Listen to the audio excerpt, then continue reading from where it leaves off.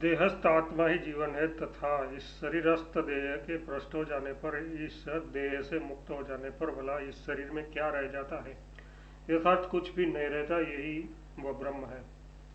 इस शरीरस्थ देही देहवान आत्मा के विस्मरण सम्मान अविस्मरण समान यथार्थ भ्रष्ट हो जाने पर इस प्राणादि समुदाय में भला क्या रह जाता है? यथार्थ कुछ भी नहीं रहता, देहादि मुच्य मानस्य। ऐसा कहकर विस्वन शब्द का अर्थ बतलाया गया है। नगर के स्वामी के चले जाने पर जैसे पूर्ववासियों की दुर्दशा होती है, उसी प्रकार इस शरीर में जिस आत्मा के चले जाने पर एक क्षण में ही ये भूत और इंद्रियों का समुदाय सबका सब बलहीन विध्वंस यथार्थ नष्ट हो जाता है, वह इससे भिन्न ही सिद्ध होता है।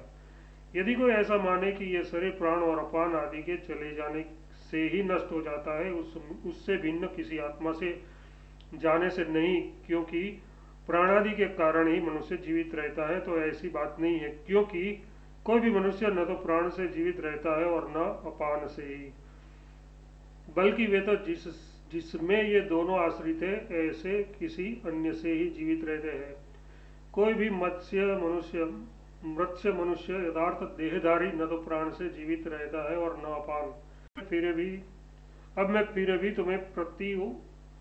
तुम्हारे प्रति उस गुह और सनातन ब्रह्म का वर्णन करूंगा तथा ब्रह्म को न तुम्हारे प्रति उस गुह और सनातन ब्रह्म का वर्णन करूंगा तथा ब्रह्म को न जानने से मरण को प्राप्त होने वाले आत्मा ब्रह्म वर्णन करूंगा तथा ब्रह्म को न जानने से मरण को प्राप्त होने वाले आत्मा जिस जैसा हो जाता है वही भी बताऊंगा। अहो, प्राप्त होने वाले आत्मा जिस जैसा हो जाता है वही भी बताऊंगा।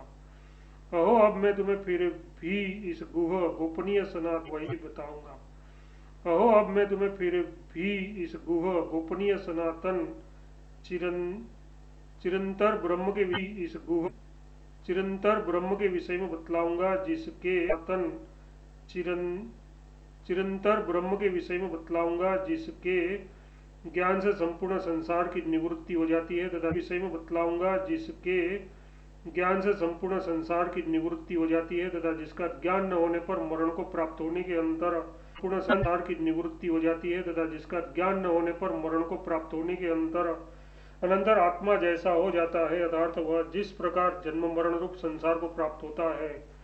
हे गौतम, वह सुन, अपने कर्म और ज्ञान के अनुसार कितने ही देहधारी तो शरीर धारण करने के लिए किसी योनि को प्राप्त होते हैं और कितने ही स्थावर भाव को प्राप्त हो जाते हैं। अन्य कुछ अविद्यावान मूढ़ देहधारी शरीर धारण करने के लिए वीर्यरूप बीज से संयुक्त होकर योनि द्वार को प्राप्त होते हैं, यथार्थ किसी योनि में प्रविष्ट हो जाते हैं। दूसरे कोई अत्यंत अधम पुरुष मरण को प्राप्त होकर यथा कर्म और यथाश्रु स्थाणु यानी वृक्षादि स्थावर भाव का अनुगमन करते हैं। तात्पर्य है कि यथा कर्म यानी जिसको जो कर्म शुभ्र यानी शुद्ध है वह ब्रह्म है, उससे भिन्न कोई गुह ब्रह्म नहीं है। वही सब शास्त्रों में उससे भिन्न कोई गुह ब्रह्म नहीं है। वही सब शास्त्रों में अमृत अविनाशी कहा गया है, यही नहीं। वही सब शास्त्रों में अमृत अविनाशी कहा गया है, यही नहीं।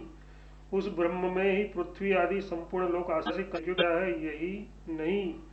उस ब्रह्म में ही पृथ्वी आदि संपूर्ण लोक आश्रित है, क्योंकि वह सभी लोकों का कारण है। उसका कोई भी पृथ्वी आदि संपूर्ण लोक आश्रित है, क्योंकि वह सभी लोकों का कारण है। उसका कोई भी अतिक्रमण नहीं कर सकता, निश्चय यही वह ब्रह्म है। उसका कोई वह ब्रह्म है इत्यादि आगे की व्याख्या पूर्वक नहीं कर सकता, निश्चय यही वह ब्रह्म है इत्यादि आगे की व्याख्या पूर्ववत समझनी चाहिए। अनेक तार्किकों की कुबुद्धि द्वारा इत्यादि आगे की व्याख्या पूर्ववत समझनी चाहिए। अनेक तार्किकों की कुबुद्धि द्वारा जितना चित्त चंचल कर दिया गया है, अतः जिनकी कुबुद्धि द्वारा जितना चित्त चंचल कर दिया गया है, अतः जिनकी बुद्धि सरल नहीं है, उन ब्राह्मणों के चित्त में प्रमाण से युक्त सिद्ध होने पर भी आत्म केवल विज्ञान बारंबार कहे जाने पर भी स्थिर नहीं होता। अतः उसके प्रतिपादन में आदर रखने वाली श्रुति पुनः पुनः कहती है, आत्मा का उपाधि प्रत्युरूप तत्व। जिस प्रकार संपूर्ण भुवन में प्रविष्ट हुआ एक ही अग्नि प्रत्येक रूपवान वस्तु के अनुरूप हो जाता है, उसी प्रकार संपूर्ण भूतों का एक ही अंतरात्मा उसके रूप के अनुरूप हो जाता है तथा उससे बाहर भी है।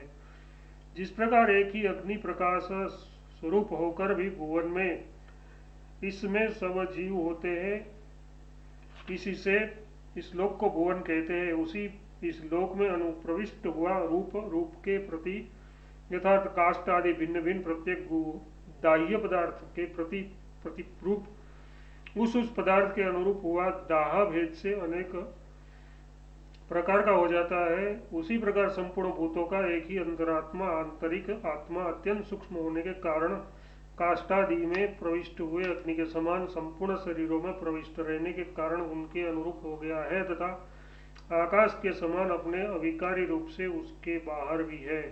ऐसा ही एक दूसरा दृष्टांत भी है। जिस प्रकार इस लोक में प्रविष्ट हुआ वायु प्रत्येक रूप के अनुरूप हो रहा है, उसी प्रकार संपूर्ण भूतों का एक ही अंतरात्मा प्रत्येक रूप के अनुरूप हो रहा है और उससे बाहर भी है। जिस प्रकार एक ही वायु प्राण रूप से देहों में अनुप्रविष्ट होकर प्रत्येक रूप के अनुरूप हो रहा है, उसी प्रकार संपूर्ण भूतों का एक ही अंतरात्मा प्रत्येक रूप के अनुरूप हो रहा है इत्यादि पूर्ववत ही समझना चाहिए। इस प्रकार एक ही सर्वात्मा होने पर संसार दुख से युक्त होना भी परमात्मा का ही सिद्ध होता है, इसलिए ऐसा कहा जाता है।